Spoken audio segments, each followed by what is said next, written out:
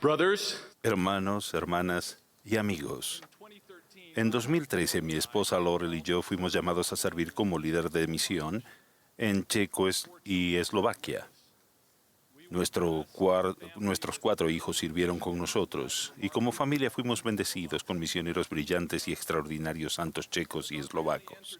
Los amamos. Cuando nuestra familia entró en el campo misional, nos acompañó algo que enseñó el elder Joseph B. Wirthlin.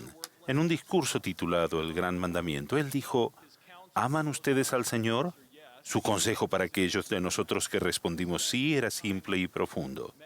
Y él continuó diciendo: pasen tiempo con Él, mediten en sus palabras, tomen su yugo sobre ustedes, esfuércense por entender y obedecer. Y luego prometió bendiciones transformadoras a quienes estuvieran dispuestos a dar tiempo y hacer lugar a Jesucristo. Nosotros tomamos muy a pecho el consejo del elder Wirthlin y la promesa que nos hizo. Junto con nuestros misioneros pasamos nuestro tiempo estudiando Mateo, Marcos, Lucas y Juan del Nuevo Testamento y Tercer Nefi del Libro de Mormón. Al final de cada reunión nos encontrábamos de nuevo con lo que llamábamos los 5 evangelios, leyendo, analizando, considerando, aprendiendo más y más sobre Jesús. Para mí, para Laurel y nuestros misioneros, pasar tiempo con Jesús en las Escrituras lo cambió todo. Logramos mayor aprecio por Él, por quién era Él y por lo más importante, qué era importante para Él. Lo entendimos, consideramos juntos cómo enseñaba, lo que enseñaba, las maneras que demostraba amor, lo que hacía para bendecir y servir, sus milagros, cómo reaccionaba Él ante la traición, cómo escuchaba, cómo resolvía conflictos en el mundo en el que vivía, sus parábolas, cómo fomentaba la unidad y la bondad, su capacidad para perdonar, para sanar, sus sermones, oraciones, su sacrificio expiatorio, su resurrección y su evangelio. A menudo nos sentimos como Zaqueo, el pequeño de estatura, corriendo a subirnos en un árbol sicómoro mientras Jesús paseaba por Jericó, porque tal como Lucas lo describió, procuramos ver quién era Jesús. No era el Jesús que nosotros queríamos o esperábamos que fuera, sino más bien era aquel Jesús como en verdad fue y es. Tal como el elder Wirthlin había prometido, aprendimos de una manera muy real que el Evangelio de Jesucristo es un Evangelio de transformación. Nos toma como hombres y mujeres terrenales y nos refina para ser hombres y mujeres para las eternidades. Aquellos fueron días especiales cuando realmente creímos que ninguna cosa es imposible para Dios. Las tardes sagradas de Praga, Bratislava, Brno, en que sentíamos el poder y la realidad de Jesús, continúan haciendo eco en nuestras vidas, en las vidas de todos nosotros. Con frecuencia estudiamos Marcos capítulo 2, versículos del 1 al 12. Ese relato es contundente, me gustaría leer parte y luego compartirlo del modo en que he llegado a entenderlo después de estudiarlo y analizarlo de manera exhaustiva con nuestros misioneros y otras personas. Dice: y entró Jesús otra vez en Capernaum después de algunos días y se oyó que estaba en casa. Y de inmediato se reunieron muchos, tantos que ya no cabían ni aun en la puerta. Y él les predicaba la palabra. Entonces vinieron a él unos trayendo un paralítico que era cargado entre 4. Y como no podían acercarse a él a causa del gentío, destaparon el techo de donde él estaba y haciendo una abertura, bajaron el lecho en que yacía el paralítico. Y al ver Jesús la fe de ellos, dijo al paralítico: Hijo, tus pecados te son perdonados. Después de hablar con algunos de la multitud, Jesús mira al hombre paralítico y lo sana físicamente, diciendo: a ti te digo, levántate y toma tu lecho y vete a tu casa. Entonces él se levantó enseguida y tomando su lecho salió delante de todos, de manera que todos se asombraron y glorificaron a Dios diciendo: nunca hemos visto tal cosa. Ahora el relato tal como lo entiendo. Al principio de su ministerio, Jesús regresaba a Capernaum, un pequeño pueblo pesquero en la orilla norte del mar de Galilea. Él había efectuado una serie de milagros al sanar enfermos y echar fuera espíritus malos. Ansiosos, los del pueblo se congregaron en la casa en la cual se rumoreaba que él se alojaría, para escucharlo y tener contacto con él. Mientras lo hacían, Jesús comenzó a enseñar.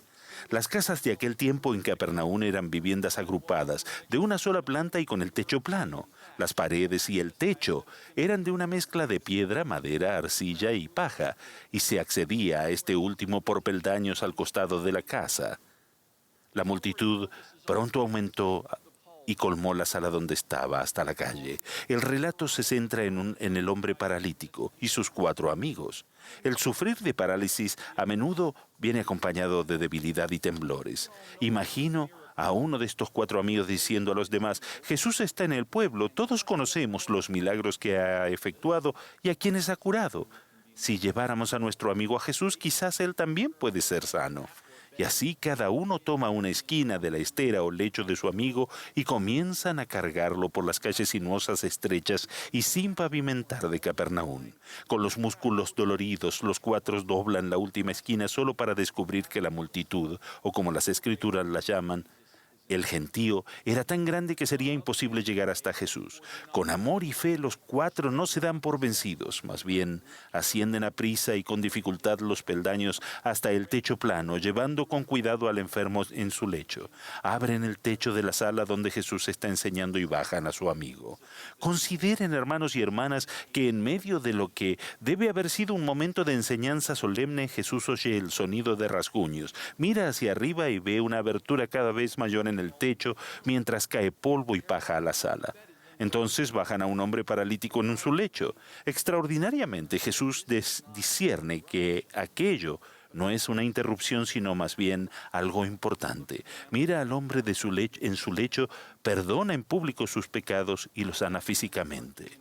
Teniendo presente este relato de Marcos 2, hay varias verdades importantes que se vuelven claras en cuanto a Jesús. Primero, cuando ayudamos a alguien a quien amamos a venir a Cristo, lo hacemos con la confianza de que Él tiene la capacidad para aliviar las cargas del pecado y para perdonar. Segundo, cuando llevamos enfermedades físicas, emocionales o de otra clase a Cristo, lo hacemos sabiendo que Él tiene el poder para sanar y para consolar.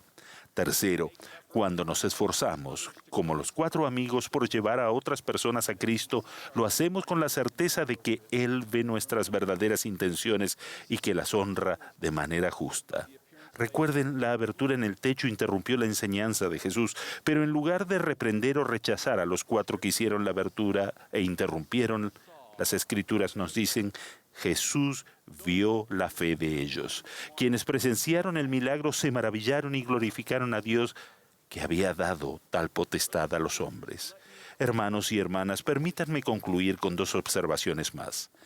Ya sea como misioneros, hermanos o hermanas ministrantes, presidentas de la Sociedad de Socorro, obispos, maestros, padres, hermanos o amigos, todos estamos consagrados como discípulos santos de los últimos días a la obra de traer a otras personas a Cristo. Por lo tanto, las cualidades que demostraron los 4 amigos merecen considerarse e imitarse. Fueron audaces, flexibles, resilientes, creativos, versátiles, esperanzados, determinados, fieles, optimistas, humildes y perseverantes. Además, los 4 amigos destacan la importancia espiritual de la sociabilidad y de la hermandad. Para llevar a su amigo a Cristo, cada uno de los 4 debía sostener su esquina correspondiente del lecho. Si alguno se soltaba, las cosas se hubieran puesto difíciles. Si 2 hubieran dado por vencido, la tarea hubiera sido imposible.